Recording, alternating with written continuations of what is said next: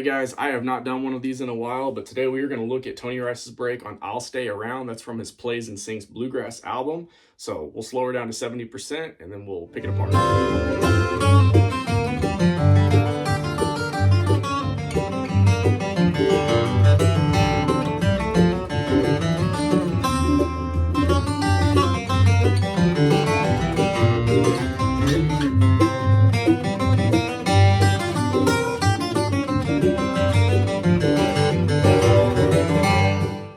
Alright, so it starts off.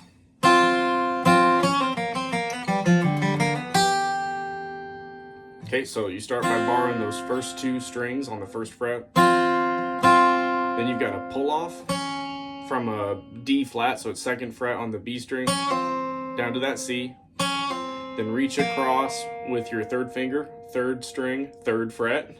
Okay, so then catch that C again. Then you take your third finger, third string, third fret, and slide it up to the fourth fret on the G string. Okay, and then catch an open G, and then a pull off from an F natural, so that's third fret D string, to open D. Then catch an open G string on an upstroke, and then this is where I shift my hand forward, and so my first finger is actually going to catch that third fret on the G string, and it's going to hammer on up to the fourth fret on the G string, and then I'm going to reach across with my first finger, and then catch a high G, so that's that third fret. Okay, so one more time.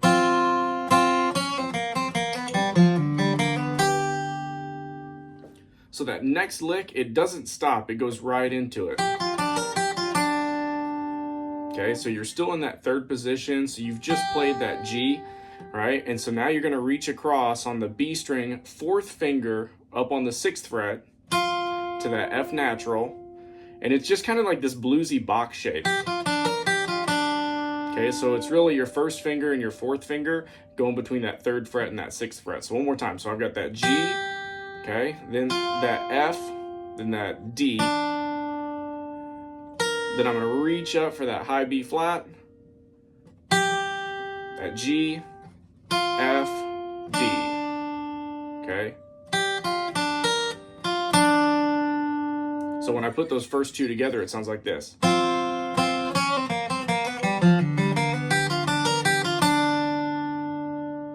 Okay, so the next chunk, again, we haven't stopped. We are going right into it, okay? So you've just played that bluesy shape, and you're gonna shift back down. Okay, so let's break that down, okay? So you've just played that boxy blue shape. Then you're gonna immediately shift down to catch your second finger, second fret on the B string. Pull off down to that C.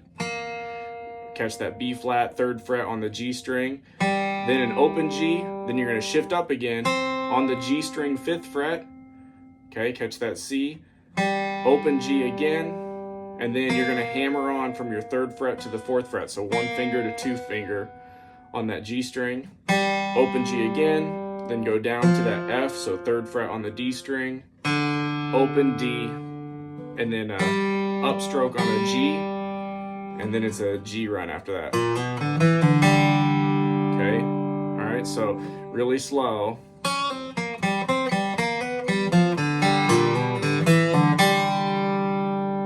Okay, so when I combine it with that last lick, with that bluesy shape,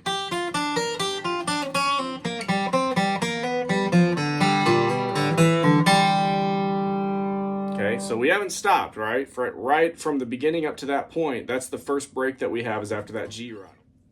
Okay, that break doesn't last long. Here's the next chunk. Okay, so real slow, I'm gonna take my pinky and I'm gonna catch that fifth fret on the G string on that C, and then I'm gonna go back to my second fret, so my first finger on the G string for A. Okay, then reach over, fifth fret on the D string.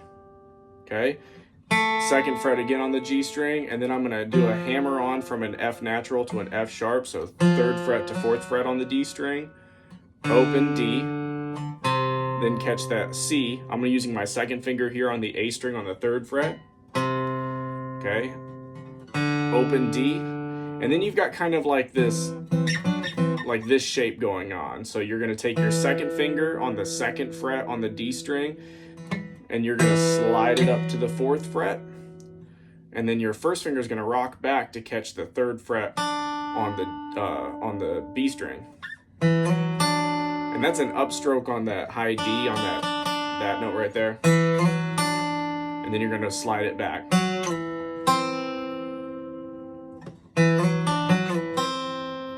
Okay, so really slow.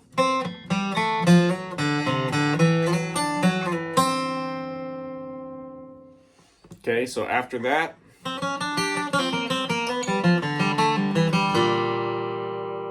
so let's go through that really quick. All right, so on that C, so that's where I ended on that last lick.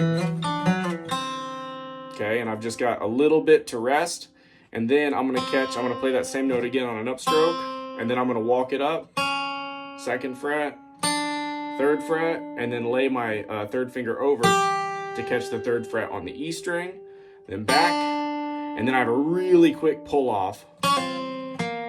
Right, so it's a 2-1 pull off really quick. Okay, and then I'm gonna catch that B flat, what's that 3rd fret on the G string, back to that 1st finger C, 3rd fret to 4th fret slide on the G string, open G, F natural on the D string 3rd fret, open D, open G, and then a pull off from 2 to open on the G string, 2nd fret on the D string, G one more time, and then you end 1st finger on the A string like that. Okay.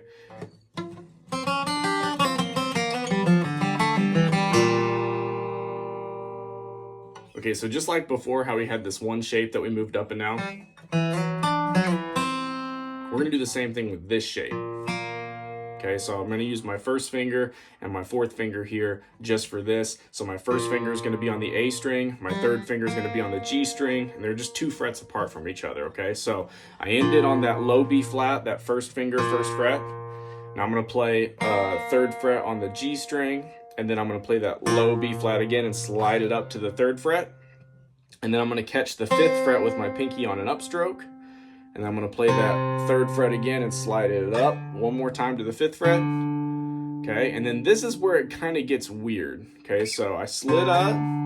That means my pinky's gonna catch that 7th fret, and I'm gonna slide right back from there. Okay. And then I'm gonna catch that 3rd fret again and that 5th fret one more time to finish it out. It's kind of strange. When you go slow, and especially when you play it like with a slowdown or something like that, it makes a little bit more sense.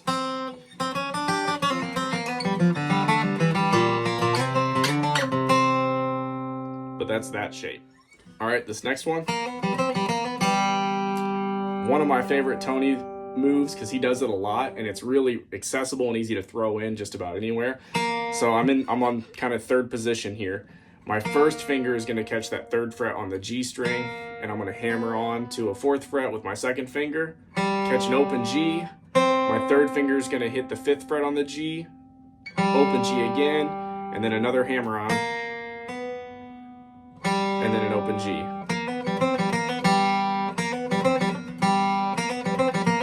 It's just a cool move.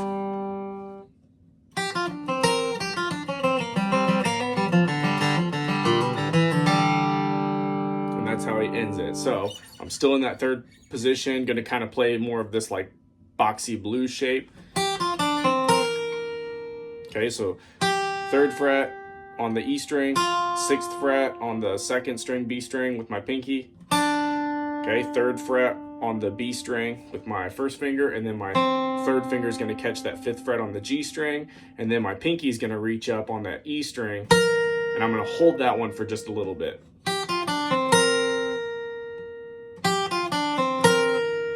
And then I'm ready to rock down from there. So I've got 3rd fret on the E string, 6th fret on the B string, 3rd fret on the B string, 6th fret on the G, walk it down to a 5th fret on the G, 3rd fret on the G, 5th fret on the D string, then lay it over, 5th fret on the G string, and then back down.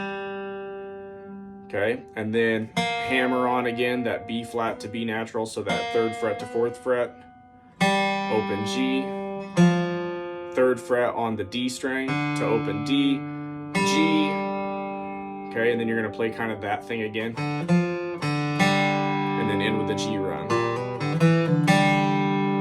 okay.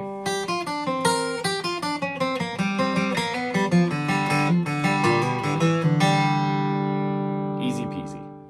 All right, so when you put all of those licks together, you're going to notice that he doesn't really like rest in between here at all. Like there's a couple of spots where he'll hold a note a little bit longer, but it's pretty constant.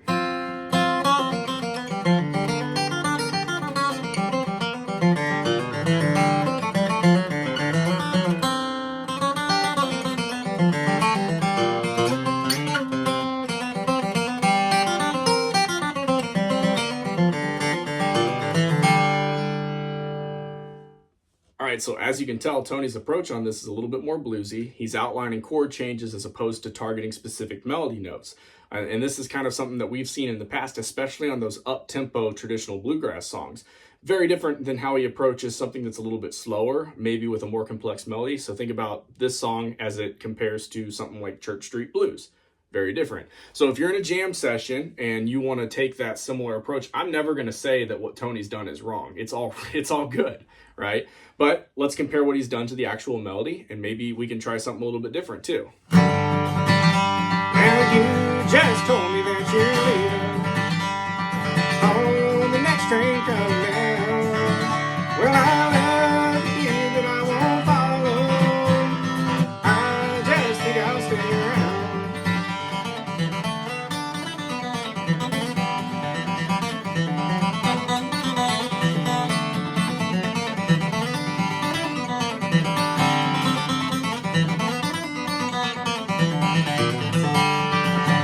So, something different.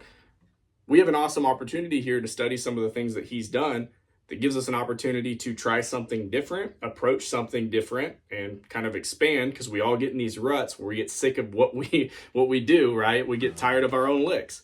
So, nothing else really helps with your ear training and neck facility, and maybe you have a new lick or two that you can steal and plug in somewhere else. So, keep practicing. Good luck.